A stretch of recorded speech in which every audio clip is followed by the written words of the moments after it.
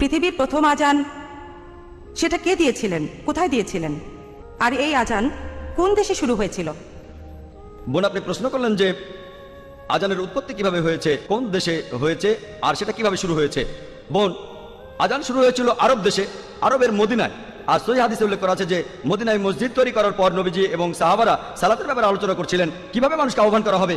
কেউ কেউ বলল ড্রাম বাজাও, কেউ বা বলল শাক বাজাও, এক একজন এক এক কথা বলল। হাদিস বলছে তখন একজন লোক, সেই লোক তার স্বপ্নের মধ্যে আজান শুনল। সে শুনল আজানের আওয়াজ, যেটা আমি আগে বলেছিলাম মানুষের কণ্ঠে। খবরটা তখন নবীজির কাছে পৌঁছে গেল, আর নবীজি বললেন সে যে কথাগুলো শুনেছে সেগুলো শুনতে খুবই ভালো লাগছে, আর সালাতের জন্য মানুষকে আহ্বান করতে এর চাইতে ভালো উপায় নেই, যেখানে সবাইকে ডাকা হচ্ছে মানুষের কণ্ঠ দিয়ে। এজন্য তখন নবীজি আদেশ দিলেন, যখন মানুষকে সালাতের জন্য ডাকবে তখন মানুষের কণ্ঠ ব্যবহার করবে, অন্যান্য যন্ত্রপাতি ড্রাম ট্রাম্পেট শাক ইত্যাদি ব্যবহার করো না। আর শুরু হয়েছিল মদিনায়। আশা করি উত্তরটা পেয়েছেন।